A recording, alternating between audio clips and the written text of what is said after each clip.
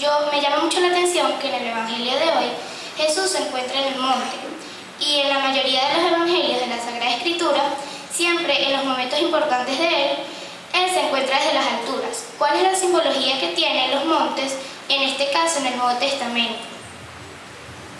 Bueno, está bien documentada esta pregunta, así que y bien interesante, Patricia. Pues sí, recordemos que uno dice que Dios está en el cielo y que el diablo está en los infiernos y los infiernos están abajo. Bueno, eso es parte del mundo cultural del ser humano. Vemos hacia arriba el horizonte y entonces todo lo que está hacia arriba, la montaña, el subir, es como señal de estar como más cerca de Dios, que el lugar que no quiere decir pues un lugar en concreto, sino es como la personificación o la imaginación que hacemos de que Dios está en lo alto y que el mal está siempre pues en lo profundo, así como decimos las cloacas van es por debajo, mientras que el agua pues va por arriba. Entonces es una simbología que está no solo en el cristianismo, sino que está en la inmensa mayoría de todas las religiones. La montaña es siempre el lugar donde Dios se aparece, y por eso hay muchas montañas que aparecen en la Biblia, como cuáles: el monte Sinaí, el monte Tabor, ¿cuál otra? El monte de las bienaventuranzas, el monte del Gólgota. Bueno, en fin, en la montaña es siempre pues ese signo de Dios. Gracias, Patricia. Mi reflexión que digo es que a mí me llama mucho la atención cuando Jesús da un poder en el cielo y en la tierra. Me gustaría saber cuál sería ese poder que Jesús da. Qué bueno también esto, ¿no? Porque todos entendemos el poder es ver cómo yo aplasto al otro, ¿no? Tener poder es ver cómo yo puedo más que el otro. Y por eso hay en toda la enseñanza cristiana de que el poder es servicio y el poder no es dominio, que es lo que siempre queremos hacer. Y además ese tipo de poder como que no tiene mucho sentido, más bien dificulta la vida personal, la vida familiar, la vida social también. Porque el papá o la mamá llega a la casa y aquí mando yo. Para uno lo tumba ya la respuesta que dan los muchachos hoy en día. ¿Y por qué? ¿Y por qué? Lo cual quiere decir que por ahí como que no van las cosas. Y vemos a dónde se llega. El abuso, el que tiene algún poder siente que puede abusar de los demás. Ahí vemos los muertos de la PTJ, eso ahí en el Rosal, y los diversos tipos de abusos. ¿A qué se debe? A que uno siempre piensa que tener poder es ver cómo yo le saco partido, cómo le chupo pues a los demás. Y no, ese poder que es el poder que más tumba es el poder moral. ¿Cuál es? Pues bueno, el buen ejemplo, el testimonio. De nada vale que uno le diga al otro, pórtate bien, si yo soy un tarambana. Pues esa palabra entra por un oído y sale por otro. Por eso que el auténtico poder es el que da el testimonio, la vida de uno, que es el que arrastra a los demás.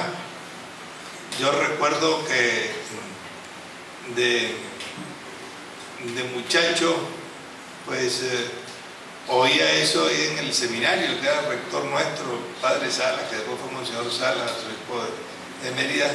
Él casi nunca nos regañaba, casi nunca. Era una cosa, su sola persona pues como que se imponía, su sola presencia. Y lo que decíamos ahí entre muchachos es que no hay por dónde agarrarlo. Así como que no le veía a uno una falta, una mala conducta, un mal gesto, sino por dónde lo agarra uno. Entonces ese es el mejor ejercicio. En el Cristo Joven.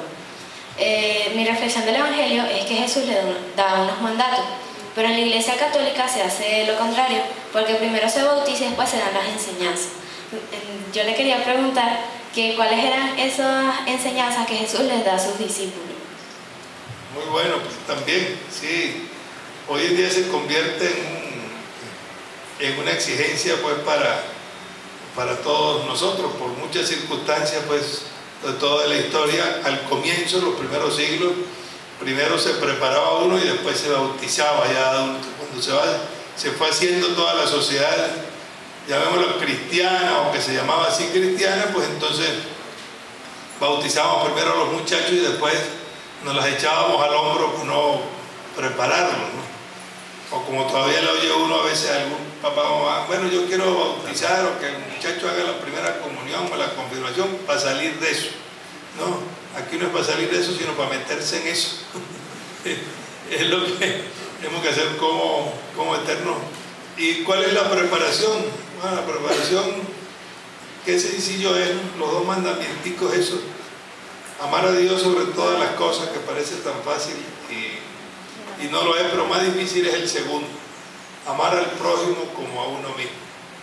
Y el prójimo es el que tiene uno al lado, que es el que le conoce a uno todas las mañas, ¿verdad? Tanto el compañerito como el hermano, como el papá, como la mamá, como los vecinos. Y es mucho más fácil querer a aquel que está por allá muy lejos, decir que lo queremos, pero qué difícil se hace querer todos los días al que está a nuestro lado. Ahí donde está la verdadera preparación, que no solo sea repetir una frase, sino hacerlo con el ejemplo. Y qué bueno que ustedes, que pertenecen pues a todos estos grupos, ya van teniendo sentido de lo que es darse, de lo que es trabajar, de lo que es sudar, digamos, por los demás. Mi pregunta es sobre la última promesa de Jesús en el Evangelio, cuando nos anuncia que estará con nosotros hasta el fin del mundo.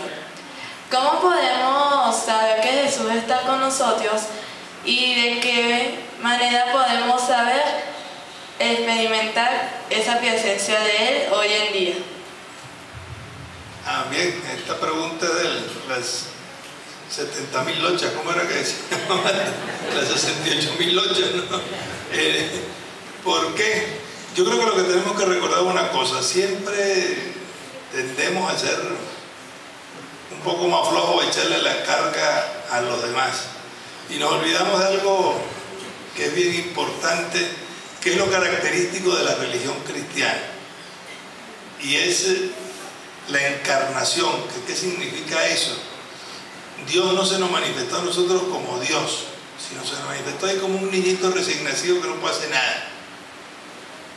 Y nosotros somos imagen y semejanza de Dios. Es decir, no tenemos otro Dios, sino el ejemplo del Evangelio de Jesús y el rostro de uno y otro que tenemos delante.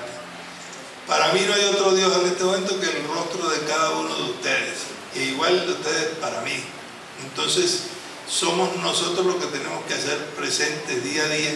Eso es lo que hace grande y lo que hace también a veces menos grande pues a la Iglesia Católica, porque no fueron ni ángeles ni un profeta ya como bajado del cielo el que vino a darnos, sino que somos nosotros los que tenemos que dar razón día a día de esa presencia de Dios hasta el fin de los tiempos, que se nos da también sacramentalmente aquí pues en la Eucaristía, sobre todo para que nos alimente, pero para que hagamos Eucaristía cada uno de los actos de nuestra vida, en la familia, en el trabajo, en el estudio, en la calle, en la diversión, en cualquier circunstancia pues en la que estemos. Hay que dar razón, y por eso la Iglesia nos pide hoy que aprendamos a ser discípulos. Si uno quiere ser maestro y no es discípulo, no puede llegar a nada. Y uno tiene que ser misionero, que es incapaz de salir de sí mismo. Quien no sale de sí mismo, sino solo chupa para adentro, pues tiene vocación de garrapata, pero no tiene vocación de dar, de tener ese otro sentido. Muy bien, ustedes, ¿eh?